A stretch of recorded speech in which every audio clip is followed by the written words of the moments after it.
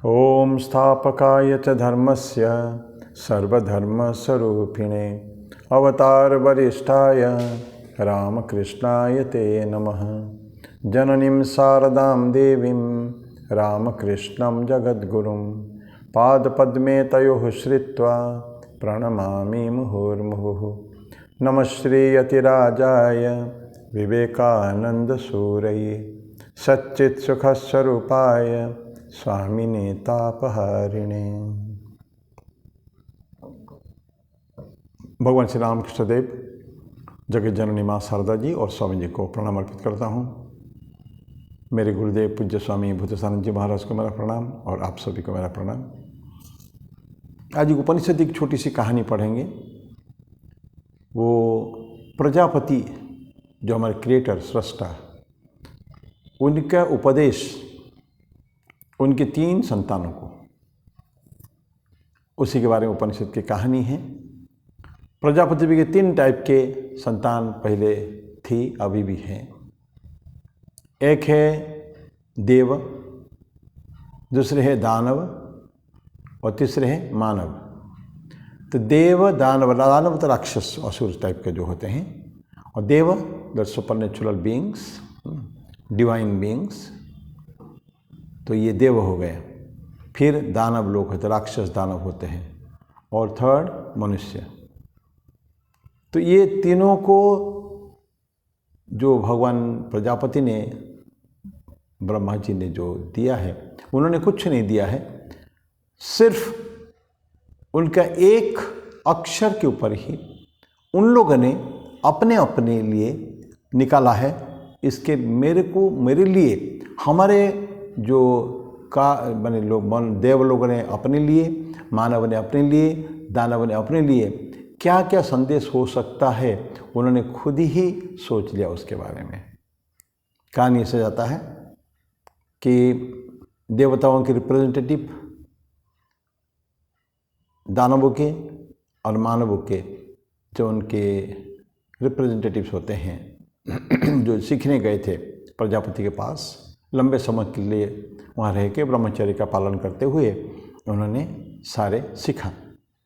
अब समय आता है डिपार्चर का, उनके विदाई वेला का, कि ये लोग शिक्षा ग्रहण कर चुके हैं और अंततगत्वा गुरुदेव को प्रणाम करके या प्रजापति को प्रणाम करके वो चले जाएंगे। जाते समय बोलते हैं कि सर हमको कुछ अंतिम उपदेश दे दीजिए। तो प्रजापति ने कुछ कहा नहीं। उन्होंने केवल ऐसा 2 पाठांतर है। एक तो बोलते हैं कि उन्होंने खाली द अक्षर का उच्चारण किया, द, और कहीं कहीं पाठांतर आता है कि उन्होंने बादल को गरजने के लिए बोला है, बादलों को। तो बादलों ने the the the the the the करके गरजा। बादल को जो फटता है बहुत जोर, जो बादल गरजते हैं तो द का शब्द आता है, the the the the the the the करके। तो जो भी पाठांतर हो, इन्होंने सुना क्या, द शब्द अक्षर का उन्होंने सुना है। ये प्रजापति ने ये शब्द को उच्चारण करने के बाद पहले देवताओं को पूछा, तुम लोगों ने कुछ सुना? बोले हाँ सुना। क्या सुना तुमने? हमने सुना द। तो तुम्हारा क्या समझते हो द से? तुम्हारे मन में क्या विचार आ रहे हैं? द से क्या हो सकता है तुम्हारे लिए शिक्षा? बोले कि आप कहना चाहते हैं कि दाम्यता, अपने आप को दमन करो। हम लोग क्यों ऐसा बोला देवताओं ने? सी, इट्स एन इंट्रोस्पेक्शन, ये आत्मचिंतन है, अंदर झांकना, मैं क्या हूँ और मुझे कुछ करेक्शन की ज़रूरत है क्या, सुधार की ज़रूरत है क्या? ज़रूरत है तो किस मार्ग पर, किस लाइन में जाऊँ मैं, किसको सूत्र पकड़ के हुए मैं अपने आप का सुधार करना चाहूँ। तो ये जो द शब्द से, द अक्षर से प्रजापति ने कुछ नहीं बोला, सिर्फ उन्होंने शब्द अक्षर का उच्चारण किया और पूछा तुमने क्या समझा इससे? वो बोलते हमने यही सुना कि दाम्यता। उसका कारण क्या है? देवता लोग थोड़ा सा भोगविलासी होते हैं, क्योंकि वो तो कर्म योनि नहीं है ना, योग योनि नहीं है, वो सिर्फ भोग। वहाँ कर्म संस्कार नहीं होता है। जो संस्कार लेकर भगवद गीता के अनुसार अनेक जो अच्छा कर्म किए हैं, तो सारे संस्कार लेते हुए ऊपर जाते हैं और सारे जब कर्म का विनाश जब हो जाता है पुनः यहाँ इसी धराधाम पर वापस आ जाते हैं। तो उनको सिर्फ वहाँ जाके एन्जॉयमेंट्स और इतना ज़्यादा एन्जॉयमेंट से स्वामी आत्मानंद जी कहा करते थे, हमेशा कई बार इसके चर्चा भी हुई है कि देवता लोग अक्सर हारते थे। सब जब कोई युद्ध हुआ किसी राक्षस के साथ, चाहे वो रावण हो चाहे कोई भी हो, अक्सर हारते थे। फिर किसी एक शक्ति को जागृत करना पड़ता था, जैसे महिषासुर मर्दिनी के लिए, महिषासुर को मर्दन करने के लिए देवी दुर्गा का आविर्भाव हुआ है। बहुत सुंदर कहानियाँ हैं वो। तो इस तरह का तो देवताओं क्या थे, अपने आप के ऊपर भोग के बारे में कोई नियंत्रण था नहीं, इसीलिए उन्होंने समझ लिया है आप ये कहना चाहते हैं दाम्यता। तो प्रजापति ने बोला ठीक समझा तुमने। देन दानव की तरफ देखा, तुमने क्या सुना? बोले हमने भी तो दही सुना है। तो तुमने क्या, तुम मैसेज क्या पाए इससे, अपने लिए क्या सोचते हो? ना आपने हमको ये कहा दयध्वम, दया करो, दया करो। क्यों?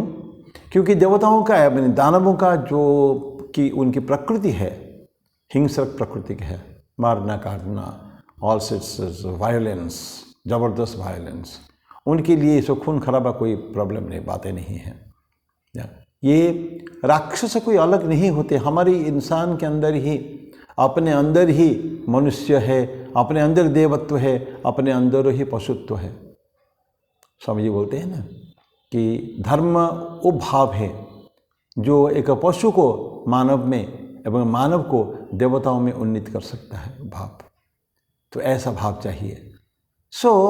कोई पशु भाव में रहना नहीं चाहता है और मनुष्य होकर मनुष्य भाव को भी ट्रांसेंड करते हुए, उसके अतिक्रमण करते हुए ये देवताओं की तरफ जाना चाहता है। ये हमारी प्रकृति है और ये हमको करना है, लक्ष्य हमारा यही है। तो दानव क्या बोलते हैं कि दयाध्वम, आपने हमको ये संदेश दिया कि तुम दया करो, क्षमा कर दो, ये मार काट का धंधा, ये सब हिंसा मत करो। तो प्रजापति ने बोला कि ठीक समझा तुमने। अब देव गए दाम्यत, राक्षस गए दयाध्वम, अब मनुष्य की बारी, मानव की बारी आई। तो ब्रह्मा जी ने, प्रजापति ने पूछा तुमने कुछ सुना? क्या सुना? ना हमने भी तो 10 सुना। तो तुम क्या सोचते हो, ये इसमें मैसेज तुमको क्या मिल रहा है? बोले कि हमको आपने ये कहा कि दत्त दो कुछ दानम। प्रजापति ने बोला ठीक सुना। क्यों? व्हाई? दत्त क्यों? तो दो। कहते हैं कि man by nature is selfish, he doesn't want to give anything, कुछ देना नहीं चाहता है, वो सब अपने तरफ पकड़ के रखने का है। अपने इसी मानव जीवन में ऐसे बहुत लोग हैं जो लोग देते हैं, खूब दान करते हैं, पर ऐसे मुष्टिमेय है, you can count on your finger tips, ऐसे लोग हैं। तो ज़्यादातर लोग देना नहीं चाहते, और हम लोग हिंदी में बड़े लंबे समय से सुन रहे हैं, देना और मरना कोई नहीं चाहता है, ना मनुष्य मरना चाहता है ना देना चाहता है। तो यहाँ तो क्या होता है, दत्त। स्वामी जी ने क्या बोला था कि आवर ब्रदर्स, ईश्वर का जो क्रिएशन, ईश्वर की जो सृष्टि है, इस सृष्टि को चला के रखना है। इस सृष्टि को ठीक ठीक अगर मेंटेन करना हो तो, बिकॉज हम ईश्वर की संतानें हैं, तो जितने भी ईश्वर के संतान हैं सभी तो हमारे भाई बहन हुए ना। अगर हुए और कोई कष्ट में है, क्या हमको अच्छा लगेगा? पड़ोसी में कोई नहीं खाया है 2 दिन से और हम लोगों को भरपेट भोजन मिल रहा है, क्या हम मन में शांति होगी? हम शांति नहीं पा सकते हैं। मॉरली, एथिकली स्पीकिंग, नैतिक रूप से अगर देखें, अगर हमारे पड़ोसी खुश नहीं है, हम खुश नहीं हो सकते, भले कितना बहाना कर ले, कितना नाटक कर ले। So love thy neighbour as thy self. Jesus Christ, ईसा मसीह बोलते हैं बाइबल में, तुम्हारे जो पड़ोसी है उसको एज दाई सेल्फ, तुम अपने आप से जितना प्यार करते हो, और इंसान सबसे ज़्यादा प्यार अपने आप से करता है। तो अपने आप से जैसे प्यार करते हो उतना ही प्यार पड़ोसी से भी करो। तो हमारे ये जो दत्त उन्होंने बोला है कि दत्त बताओ दो तुम, जो तुम्हारी कमाई है, हर इंसान अपने सारी कमाई को खर्च नहीं कर सकता है। So what happens, he holds it, उसको संचय करके रखता है अनंत काल तक, जैसे वो उनका अनंत जीवन है, और सारे संपत्ति एक बार बैंक में और अपना ऐश्वर्य को छोड़कर वो चला जाता है। तो ये दत्त मीन्स जो मनुष्य अपने प्रकृति से देना नहीं चाहता है, इस मैसेज जो है दत्त, इसे हम कहते हैं कि तुम कुछ दो तुम। तो this is the message for human beings. तो दाम्यता देवताओं के लिए, दमन अपने आप को करो, भोग विलासिता के ऊपर, अय्यासी के ऊपर। दयध्वम राक्षसों के लिए दिया नहीं, उन्होंने लिया है। अपने जो आत्मचिंतन के बाद उन्होंने निकाला है कि हमारे लिए यही मैसेज है, और इंसान के लिए दत्त। तो जो दत्त आजकल के ज़माने में विशेष करके स्वामी विवेकानंद ठाकुर और विवेकानंद के आविर्भाव के बाद, उनकी लीला के बाद, अभी ये बहुत आवश्यकता हम सब के लिए है। इसी विज्ञान से जीव सेवा जो है, देवताओं के संतान समझकर या देवता ही समझकर इस ईश्वर भाव से जीव की सेवा करना।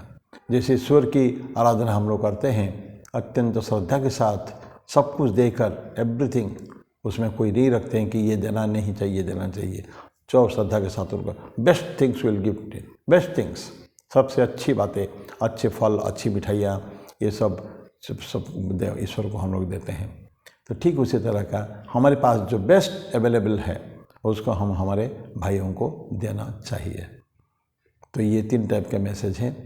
तो ये थंडर क्लाउड से या मेघ से, गरजते हुए मेघ से संदेश जो है, या भगवान प्रजापति के अपने मुख निश्रुत वाणी जो है द, उसी से ही द अक्षर से 3 तरह का मैसेज हमको मिला है। तो हम अपने लिए जो है इंसान, मानव, दत्त को रखें अपने लिए, दान करें, जितना हो सके दान करें। बिरला जी बोलते थे, घनश्याम दास बिरला जी, पैसा कमाना कोई बहुत बड़ी बात नहीं है, पैसा को ठीक ठीक ऐसे खर्च करना है, दैट इज़ इम्पॉर्टेंट। पैसा तो बहुत कमाते हैं। तो इसके साथ आज का मैं इस प्रकरण को, बहुत छोटे छोटे प्रकरण समाप्त करता हूँ। अगले बुधवार को फिर हम किसी दूसरे प्रकरण के कहानी के साथ आपके सामने उपस्थित होंगे। तब तक के लिए नमस्कार। ओम शांति शांति शांति। हरि ओम तत्सत। श्री राम कृष्णार्पणमस्तु।